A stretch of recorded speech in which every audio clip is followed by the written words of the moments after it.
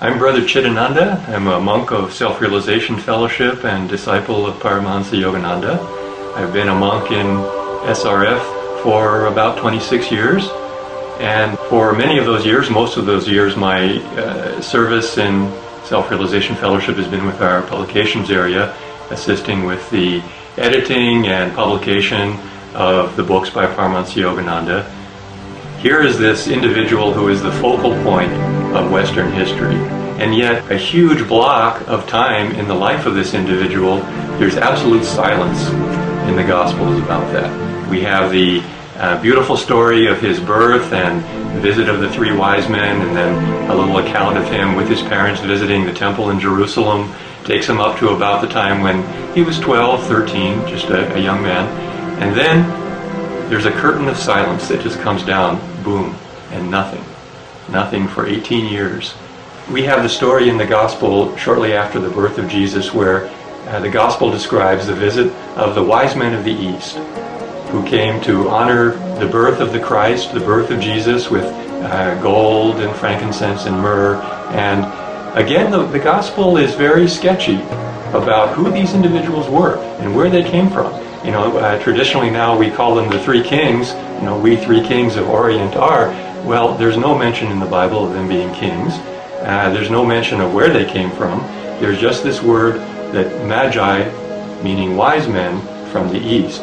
Now, Paramahansa Yogananda said that actually those three wise men were great sages, great rishis who had traveled from India. From the very beginning of Jesus' birth, we have this very significant connection with the spiritual traditions of India. Again, the spiritual homeland, the spiritual lighthouse of humanity of ancient times.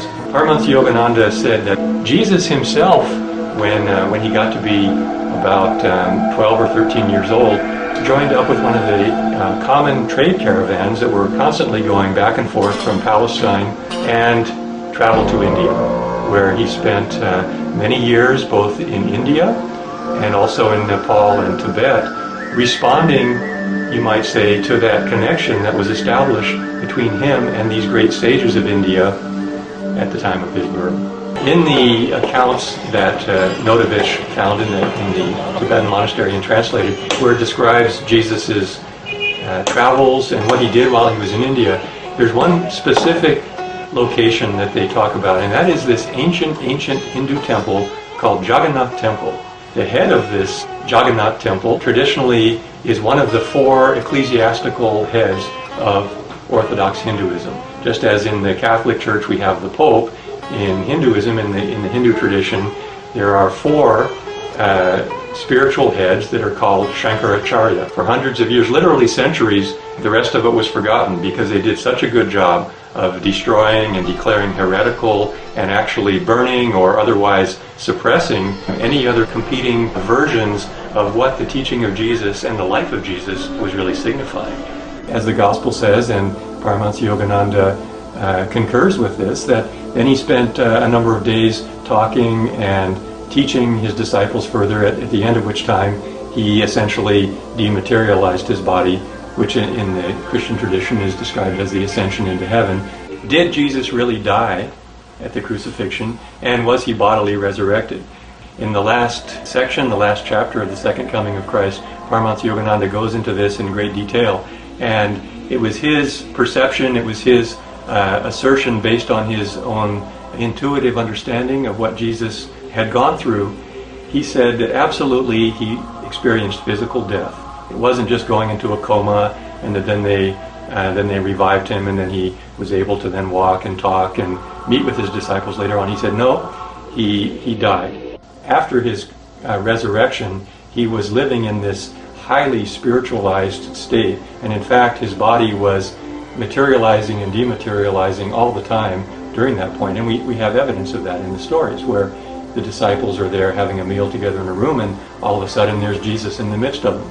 He didn't come in the door. The Gospel doesn't tell us how he got there, but clearly he just materialized in their presence. Or another one is they saw him just walking through a wall. Continuously, from the end of the first century until today, there are Christian communities. They call them the Thomas Christians, who date their church or their teaching back to St. Thomas. Even the simple statement of Jesus, "Behold, the kingdom of God is within you," this is pure yoga. When they asked him, well, where is this kingdom going to come? Will it be a political or a social, or will it be at this location or that location?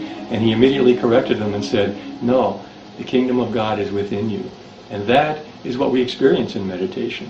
What is that single eye, if your eye be single? This is one of the very fundamental tenets or experiences of yoga, of India's spirituality. And that's the third eye, the spiritual eye, the eye of intuition and divine perception, which is located here at the point between the eyebrows.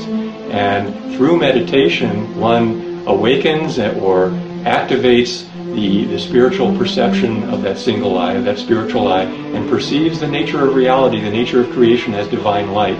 That all of the seemingly material, physical world is really vibratory light emerging out of the divine creative principle.